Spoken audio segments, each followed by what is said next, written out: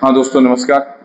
एक बार फिर से आप सभी का सिग्मा क्लासेस के इस ऑनलाइन प्लेटफॉर्म पर आपका हार्दिक स्वागत है। कल की लास्ट क्लास के अंदर अपन डिस्कस कर रहे थे कॉम्प्लेक्स नंबर के बारे में, और कॉम्प्लेक्स नंबर में हमने सबसे लास्ट में डिस्कस किया था मॉडुलस के बारे में डिस्कस कर रहे थे। आज उन्हीं मॉडुलस की प्रॉपर्टी को आगे लेके चलते हैं और सारी मॉडुलस की प्रॉपर्टी को वन बाय वन पढ़ेंगे।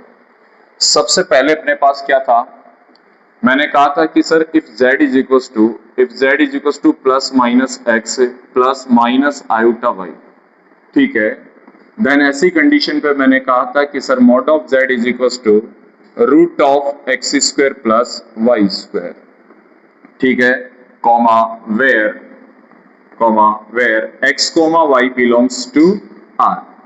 हमने लास्ट क्लास में ये डिस्कस किया था कि z इज इक्वल टू अगर plus minus x plus minus iota y के फॉर्म में अगर हमारे पास कोई कॉम्प्लेक्स नंबर गिवन हो तो उसके बेसिस पर मॉड ऑफ z किसके इक्वल होगा, root of x square plus y square के इक्वल होगा। और जहां पर x कोमा वाई होता है वो क्या होता है, रियल नंबर के अंदर क्या करता है, बिलोंग करता है, ठीक है। ये चीज हमने पढ़ा था। इसके बेसिस पे मैंने क्या कहा था कि लास्ट क्लास में मैंने ये समझाया था कि अगर कोई भी कॉम्प्लेक्स नंबर किसी भी क्वाड्रेंट में हो, चाहे फर्स्ट क्वाड्रेंट में हो, सेकंड क्वाड्रेंट में हो, थर्ड क्वाड्रेंट में हो या फिर फोर्थ क्वाड्रेंट में हो, उसके मॉडुलस पर कोई फर्क नहीं पड़ता है, वो हमेशा फिक्स होता है। क्या होता है, root of x square plus y square, जिसको हम ऐसे बोलते हैं कि sir mod of z is equal to root of real part of z का होल स्क्वायर, मतलब real part of z square plus imaginary part of z square बोला जाता है। इसे हम कॉम्प्लेक्स नंबर का क्या बोलते हैं भाई, मॉडुलस बोलते हैं। क्लियर है इतनी बात? यहां से सुनिएगा। सबसे पहली चीज ये होता है कि जैसे मॉड ऑफ z हो गया, किसी भी कॉम्प्लेक्स नंबर का अगर हमें मॉडुलस निकालना पड़े तो हमने उससे पहले की क्लास में पढ़ा था कि कॉन्जुगेट पढ़ा था, याद है कॉन्जुगेट। अगर कॉम्प्लेक्स नंबर अगर फर्स्ट क्वाड्रेंट में है तो सर उसका कॉन्जुगेट कौन से क्वाड्रेंट में होगा, फोर्थ क्वाड्रेंट में होगा। समझ में आ रही बात? तो जब अगर कॉम्प्लेक्स नंबर का अगर मॉडुलस सही है तो उसके कॉन्जुगेट कॉम्प्लेक्स नंबर का मॉडुलस भी क्या होता है सर, इक्वल होता है। और अगर आप उसे माइनस से मल्टीप्लाई कर दोगे तो उसका मॉडुलस भी क्या होगा, सेम होगा। और अगर आप उसे आयोटा से मल्टीप्लाई कर दोगे तो वो भी सेम रहेगा, और वो रहेगा कितना, root of x square plus y square होगा, जिसे हम क्या बोलते हैं बताओ, इसको बोला जाता है sir real part of z का square plus imaginary part of z का स्क्वायर बोला जाता है। Real part of z square plus imaginary part of z square, और इसका क्या होता है सर, स्क्वायर रूट होता है। कॉम्प्लेक्स नंबर किसी भी क्वाड्रेंट में हो, इस पर डिपेंड नहीं करता है कि वो कौन से क्वाड्रेंट में है, बस हमेशा ध्यान रखना है कि उसका मॉडुलस हमेशा क्या होता है, real part of z plus imaginary part of z के स्क्वायर के सम और उसका स्क्वायर रूट के बराबर होता है। जैसे मान लीजिएगा मैं अगर आपको ये कहूं कि कोई भी कॉम्प्लेक्स नंबर है और वो complex number z is equal to, मैंने यहाँ पर लिख दिया, सपोज करो यहाँ लिखा हुआ है 3 माइनस 4 आयोटा।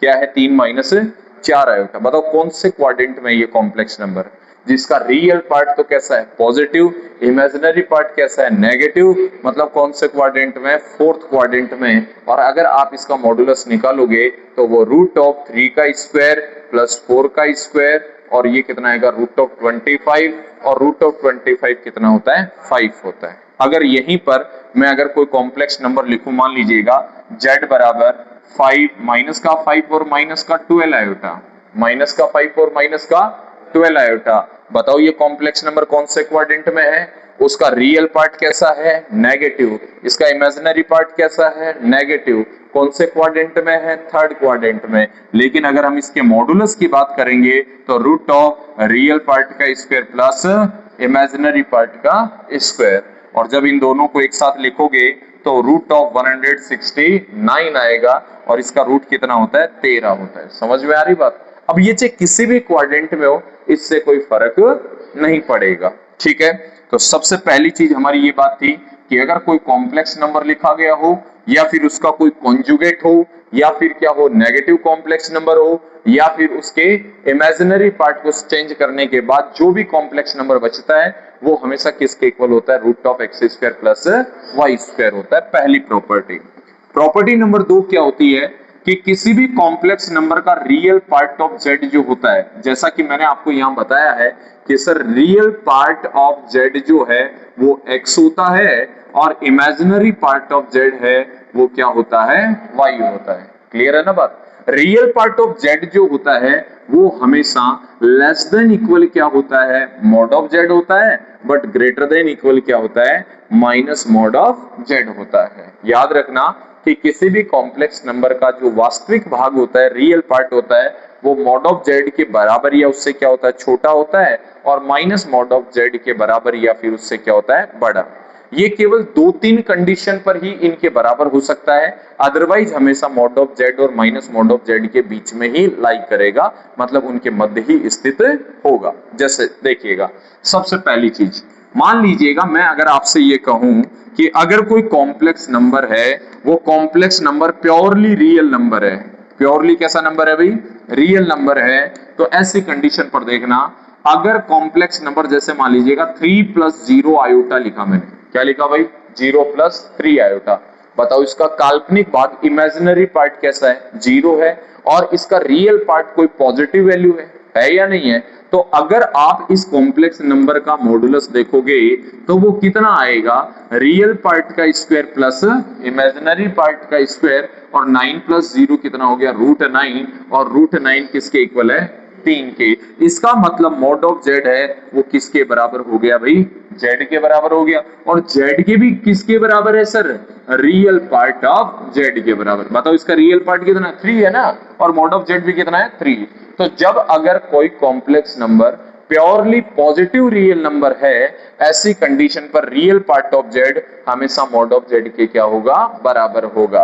और यहीं पर अगर मैं आपसे ये कहूं कि माइनस का 5 + 0 आयोटा, इसको बोला जाएगा purely negative real number, purely negative real number, और ऐसी कंडीशन पर अगर हम इसका मॉडुलस निकालेंगे तो √5 का स्क्वायर 25 + 0 इज इक्वल टू √25, और √25 किसके इक्वल होता है भाई, 5 के।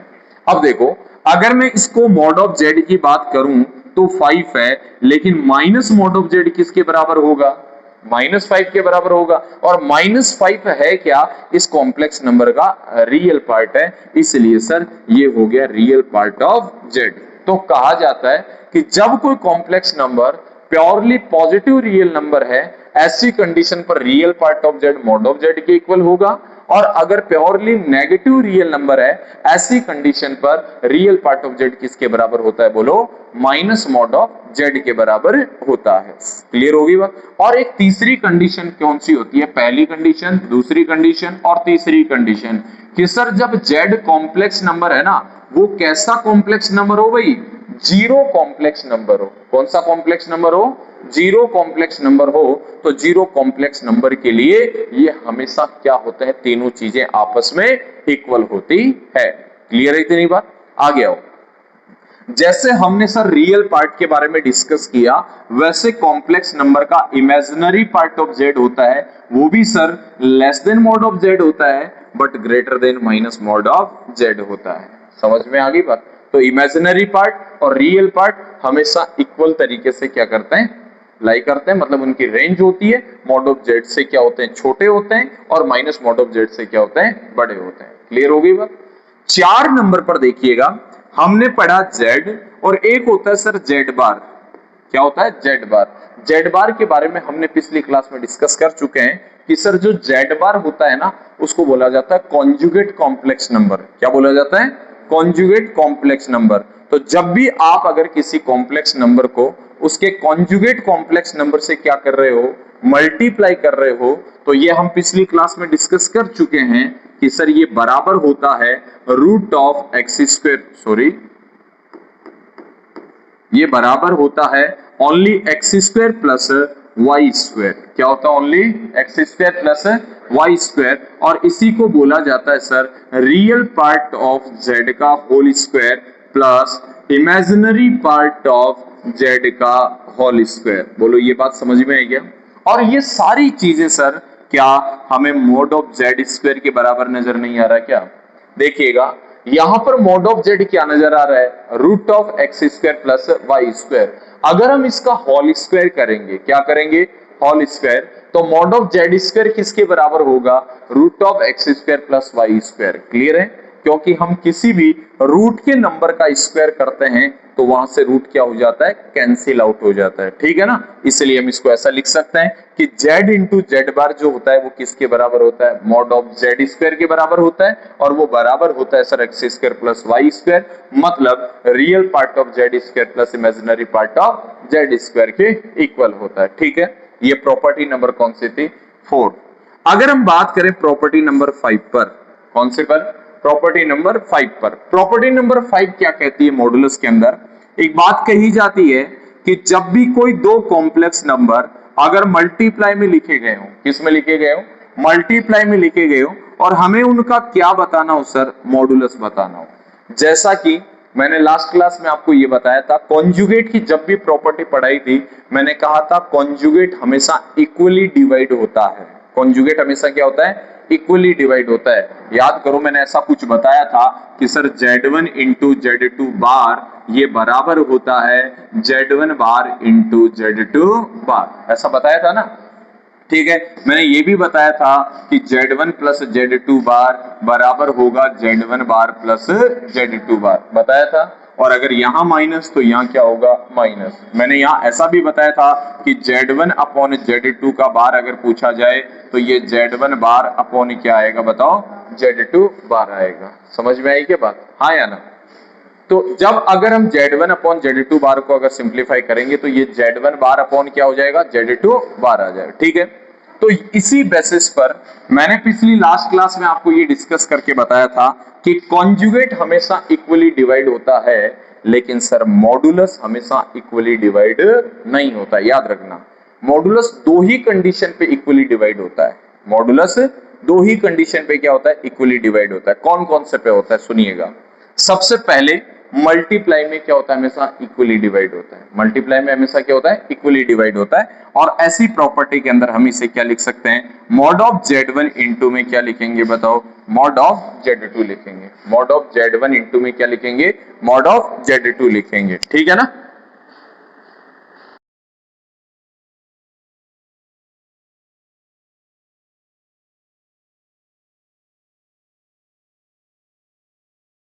Z2 बराबर क्या हो गया, बताओ, mod of Z1 into mod of Z2 लिखा गया। ठीक है ना, यहां पर हमेशा क्या होता है, इक्वली डिवाइड होता है। जैसे फॉर एग्जांपल मान लीजिएगा मैं अगर आपको ऐसे कहूं कि sir if Z is equal to 1 plus iota into 5 plus 12 iota, ठीक है, then find the value, then find the value, find the value of mod of Z।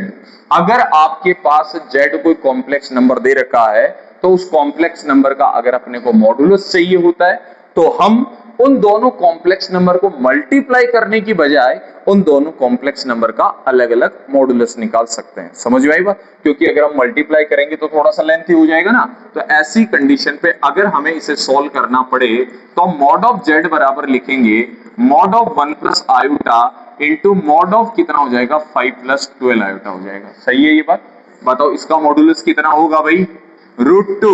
कितना हो जाएगा, √2। और इसका मॉडुलस कितना हो जाएगा, बताओ, 5 का स्क्वायर 25 और ये हो गया 144। बताओ 144 और 25 कितना होता है, 169। उसका रूट कितना होता है, 13। तो यहाँ पर कितना हो जाएगा सर, 13√2 हो जाएगा। समझ में आ रही बात। तो इस तरीके से मल्टीप्लाई के रूप में अगर कुछ भी दे रखा है तो हम उसका मॉडुलस निकालते समय हम हर कॉम्प्लेक्स नंबर का सेपरेट मॉडुलस निकालेंगे और उसके बाद में हम क्या करेंगे, मल्टीप्लाई करेंगे। इसका मतलब ये हुआ कि मॉडुलस मल्टीप्लिकेशन के अंदर हमेशा इक्वली क्या होता है, डिवाइड होता है। मल्टीप्लिकेशन के अंदर क्या होता है, हमेशा इक्वली डिवाइड होता है। इसीलिए मैं ऐसा लिख सकता हूं क्या कि sir mod of Z1 into Z2 into Z3 into till चलता जाएगा अपॉन Zn तक। तो ऐसी कंडीशन पे मैं इसको लिख सकता हूं mod of Z1 into mod of Z2 into mod of Z3 into mod of Z4 और टिल चलेगा कहां तक सर, मॉड ऑफ Zn तक चलेगा। कहां तक चलेगा, Zn तक। मतलब मल्टीप्लिकेशन के अंदर ये हमेशा इक्वली डिवाइड होता है। क्लियर है। उसके बाद अगर हम नेक्स्ट प्रॉपर्टी पे डिस्कस करें तो जैसे मान लीजिएगा मल्टीप्लाई में था वैसे डिवाइड में भी होता है। जैसे मल्टीप्लाई में था वैसे किस में होता है, डिवाइड में भी होता है। तो mod of Z1 upon Z2, मैंने आपको ये बात पहले बता चुका हूं कि जब भी अगर complex number numerator by denominator, ठीक है, अंश और हर में लिखा गया हो, तो जब भी अगर हर भाग में डिनोमिनेटर पार्ट के अंदर अगर कॉम्प्लेक्स नंबर लिखा हुआ होता है, तो हम उसको सिंप्लीफाई करने के लिए रेशनलाइजेशन करेंगे। क्या करेंगे?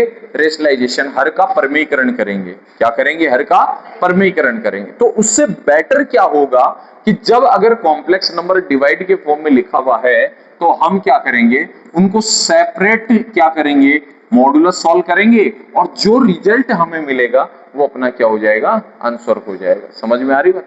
जैसे मान लीजिएगा मैंने एक एग्जांपल लिखा, मैंने लिखा कि sir if z is equal to 1 plus 2 iota 1 plus 2 iota into 2 minus iota divided by minus 5 minus 12 iota, ठीक है, then find mod of z, then find mod of z।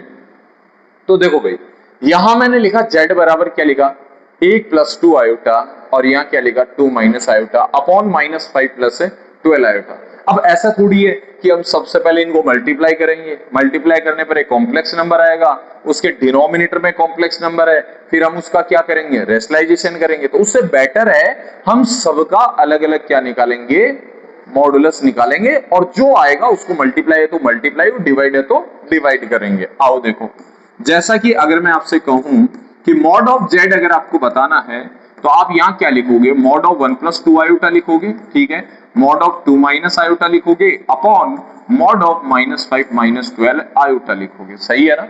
Modulus निकालते समय मैंने आपको बताया है कि sir mod of 1 plus 2 iota कितना हो जाएगा, रूट ऑफ 1 प्लस 4 हो जाएगा, यहां रूट ऑफ 4 प्लस 1 हो जाएगा, यहां रूट ऑफ 25 प्लस 144 हो जाएगा। बताओ सर ये कितना हो गया, 4 प्लस 1 कितना हो गया, 5 हो गया, मतलब ये हो गया root 5 multiply by root 5 and divided by root of 169 is equals to root 5 into root 5 is equals to 5 divided by कितना हो गया 13। इसका मतलब उसका आंसर कितना हो गया, 5/13 हो गया। समझ में आ गई बात? जैसे मान लो एक एग्जांपल और लिखा मैंने, और मैंने लिख दिया क्या कि sir if z is equals to cos theta plus iota sin theta divided by cos theta minus iota sin theta, ठीक है, और मैंने आपसे पूछा कि sir then find mod of z, then find mod of z।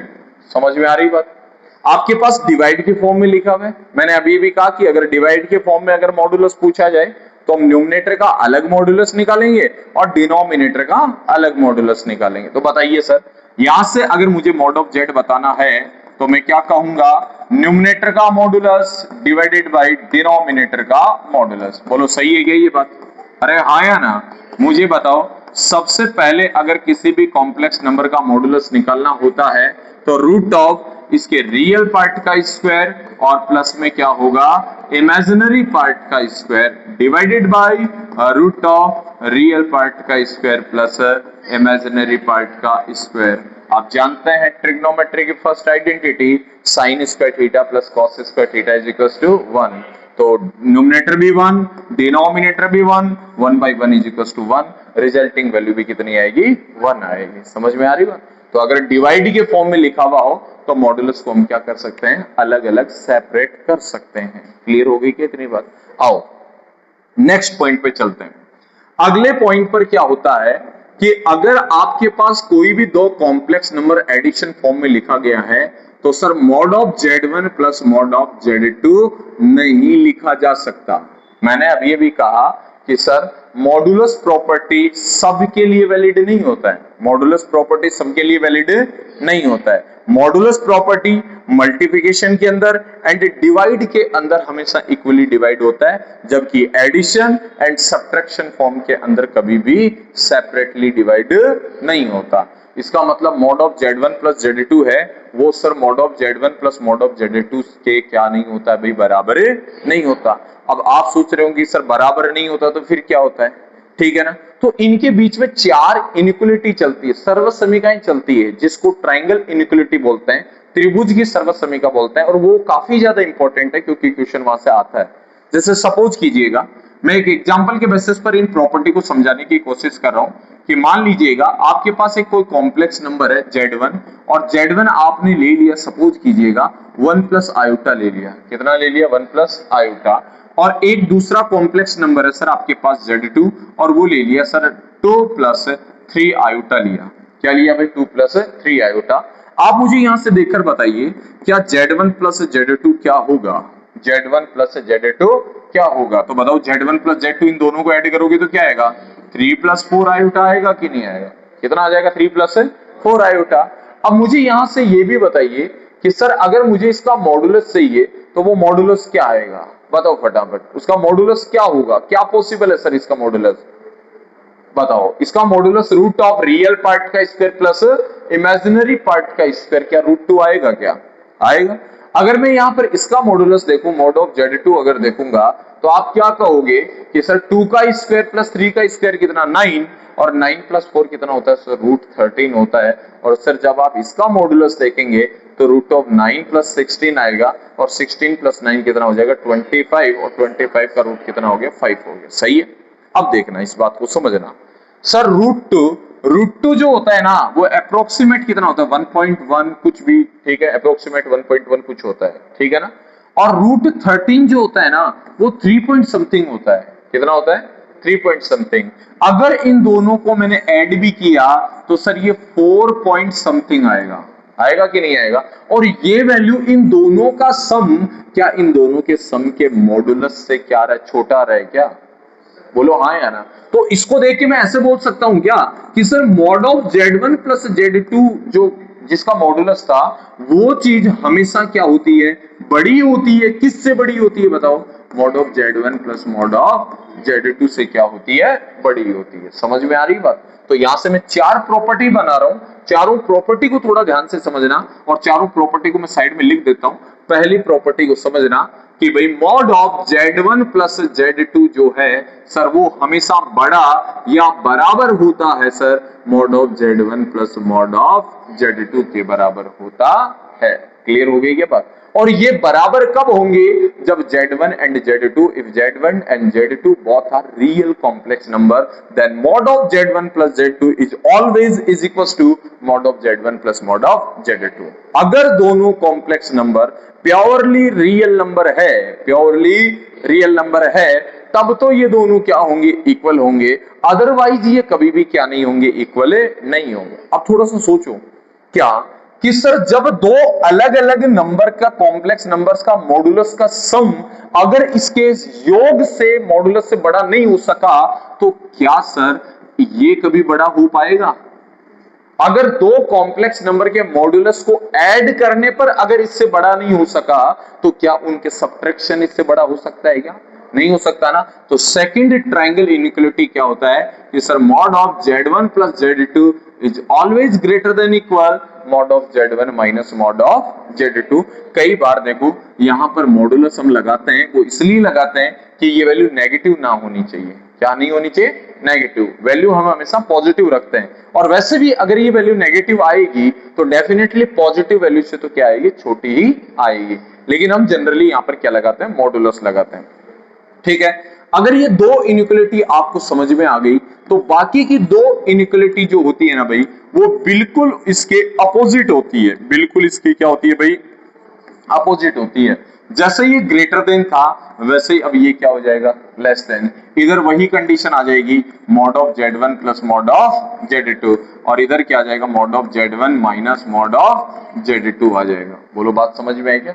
ये चारों inequality इसके बेसिस पर होता है कि sir mod of Z1 plus Z2 कभी भी इक्वल नहीं होता है। बताओ किसके? Mod of Z1 plus mod of Z2 के इक्वल नहीं होता है। क्लियर हो गई क्या इतनी बात? आगे देखो, जब अगर हम इनकी बात कर चुके हैं, इनइक्वालिटी की बात कर चुके हैं, तो मुझे आप एक बात और बताना। क्या बात बताओगे? देखो एक बार कि जैसे ही मैंने ऊपर वाली प्रॉपर्टी को पढ़ा वैसे मैं ये भी कह सकता हूं क्या कि mod of Z1 minus Z2 sir कभी भी इक्वल नहीं होगा। कभी भी इक्वल नहीं होगा। किसके इक्वल नहीं होगा?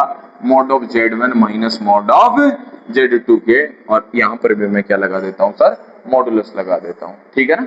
इसका मतलब क्या हुआ कि मॉडुलस प्रॉपर्टी है वो एडिशन एंड सब्ट्रैक्शन फॉर्म के अंदर इक्वली डिवाइड नहीं होता है, जबकि मल्टीप्लिकेशन एंड डिवाइड के फॉर्म में हमेशा इक्वली डिवाइड होता है। क्या चीज? मॉडुलस। लेकिन हमने पिछली क्लास में ये डिस्कस किया था कि कॉन्जुगेट जो होता है वो हमेशा इक्वली क्या होता है? डिवाइड होता है। ठीक है, आगे सुनो। फिर बात ये आती है कि चलो सर आपने हमें ये बताया कि mod of Z1 plus Z2 ये इसके इक्वल नहीं होता है, तो ये ग्रेटर देन या लेस देन के किसी ना किसी के इक्वल होगा। रियल में इक्वल किसके होता है? ये रियल में इक्वल किसके होता है? तो देखिएगा, मैं सबसे पहले आपसे एक बात पूछना चाहूंगा कि mod of Z1 plus Z2 का होल स्क्वायर, अभी अभी मैं आपको एक प्रॉपर्टी बता के गया था कि complex number and conjugate complex number का प्रोडक्ट जो भी होता है, शायद आपको अभी भी बता के गया हूं, मॉड ऑफ Z स्क्वायर होता है। बोलो बताया कि नहीं बताया? पिछली स्लाइड पे बताया है कि कॉम्प्लेक्स नंबर और उसका कॉन्जुगेट का मल्टीप्लिकेशन होता है वो हमेशा किसके बराबर होता है? बताओ, मॉड ऑफ Z स्क्वायर। वैसे ही यहां मैंने क्या लिखा? Mod of Z1 plus Z2 का होल स्क्वायर। बताओ इसको क्या लिख सकता हूं? क्या मैं इसको ऐसे लिख सकता हूं? Z1 प्लस Z2 और Z1 प्लस Z2 का कॉन्जुगेट। बोलो सही लिखा क्या? है ना? उस प्रॉपर्टी की बेसिस पे बताइए। कॉन्जुगेट के अंदर मैंने आपको एक बात समझाई थी, मैंने कहा था कॉन्जुगेट जो होता है ना सर, वो हमेशा इक्वली डिवाइड होता है। भाई कॉन्जुगेट होता है वो हमेशा क्या होता है? इक्वली डिवाइड होता है। बताया हुआ ऐसा? तो बताइए, जब अगर मैं इसको मल्टीप्लाई करूंगा तो क्या बनेगा? ध्यान से सुनो। सबसे पहले Z1 को किससे मल्टीप्लाई कर रहा हूं? Z1 बार से। तो क्या बनेगा बताओ? Z1 bar. सही है क्या ये बात? फिर Z1 को मल्टीप्लाई करूंगा किससे सर? Z1 को Z2 बार से। फिर Z2 को मल्टीप्लाई करूंगा सर किससे? Z1 बार से। और फिर Z2 को मल्टीप्लाई करूंगा मैं Z2 बार से। क्लियर है? इस प्रॉपर्टी के बेसिस पे बताइए, जब कॉम्प्लेक्स नंबर को उसके कॉन्जुगेट से मल्टीप्लाई किया जाता है तो उसी कॉम्प्लेक्स नंबर के मॉडुलस का स्क्वायर आता है क्या? तो मुझे बताओ Z1 इंटू Z1 बार क्या आएगा? Z1 इंटू Z बार क्या आएगा भाई? Mod of Z1 square. Mod of Z1 square. और Z2 इंटू Z2 बार क्या आएगा बताओ? यहां पर प्लस मॉड ऑफ Z2 का whole square plus Z1 Z2 bar plus Z2 Z1 bar. सही लिखा क्या? आओ इधर ध्यान से सुनो, थोड़ा सा इससे आगे और बढ़ते हैं। ये लिखा हुआ है sir mod of Z1 square plus mod of Z2 square. अब देखो मैं इसको कुछ लिखने जा रहा हूं, Z1 Z2 बार तो लिखा हुआ था, लेकिन अगली स्टेप को मैं क्या लिख रहा हूं? Z1 Z2 बार का होल बार लिख रहा हूं। क्यों लिख रहा हूं? ध्यान से समझना। देखो ये लिखा हुआ है, क्या लिखा हुआ है? Z1, ये रहा Z1, ये Z2 बार और इसका होल बार, है ना?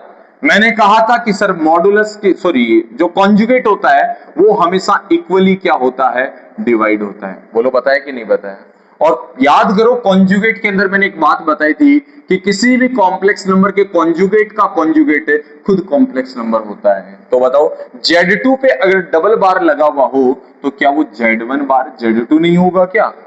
है ना? और मैंने इसी को तो लिखा है ये, हाँ या ना? इसी को तो लिखा है। और जब अगर ऐसा है तो मैं फाइनली इसको क्या लिख सकता हूं? Mod of Z1